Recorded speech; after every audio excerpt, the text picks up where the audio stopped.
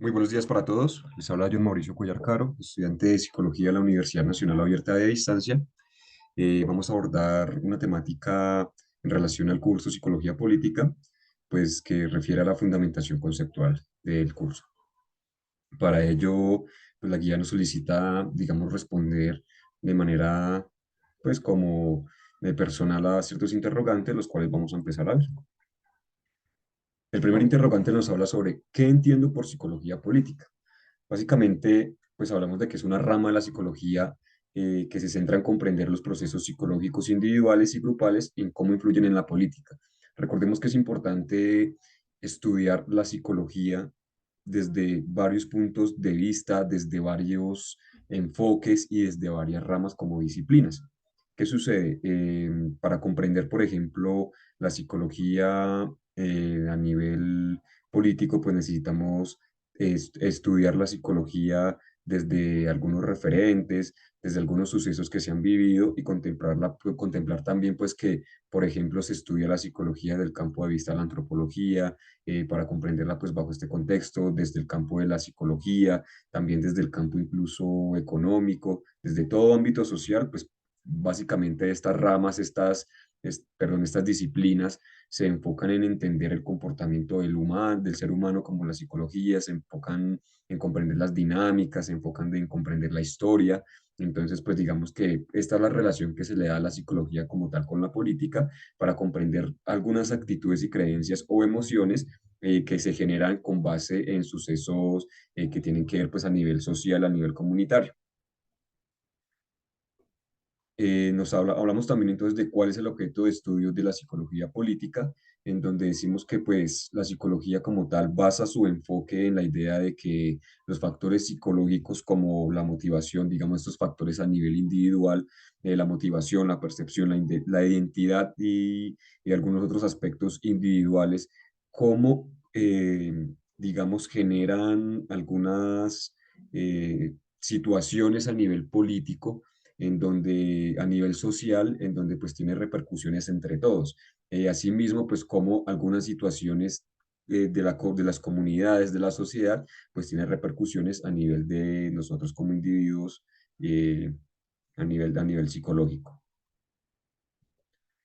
Tenemos la otra pregunta, dice, ¿cuáles son los temas de análisis y principales líneas de investigación de la psicología política? Pues hablamos de que la psicología política examina las creencias, actitudes, emociones, comportamientos, todas estas que son formadas pues a nivel, digamos, grupal dentro de una sociedad. También, digamos que la psicología política busca comprender cómo las variables psicológicas influyen en la política y cómo la política a su vez pues, puede afectarnos a cada uno de nosotros de manera individual, lo que les comentaba anteriormente. Hablamos también entonces de que la psicología política pues se basa básicamente en el poder, pero pues normalmente se piensa que la política, si se habla de política y poder, se está hablando de meramente de situaciones gubernamentales, pues las cuales no siempre son así. ¿Por qué? Digamos que a nivel de política y poder encontramos también estas situaciones en la familia, en las escuelas, en las organizaciones, en donde lo que se busca es como una integración de la comunidad, comprender básicamente cómo está conformada y digamos que fomentar una jerarquización en donde el liderazgo es pues pieza fundamental de las mismas. Nuestra siguiente pregunta nos dice, ¿de qué manera la psicología política puede contribuir hacia el fortalecimiento de procesos comunitarios? Digamos que sin ánimo de extenderme mucho, quise plantearlos, hablando de que pues, la psicología política a nivel de las comunidades genera primero que todo identidad, el sentirse parte de una sociedad, un sistema social y político, pues es, digamos, uno de los mayores enfoques de la psicología política. También que todos los integrantes de las comunidades se sientan partícipes de la función de su comunidad como tal, es decir, viven en función de y vivir en función a.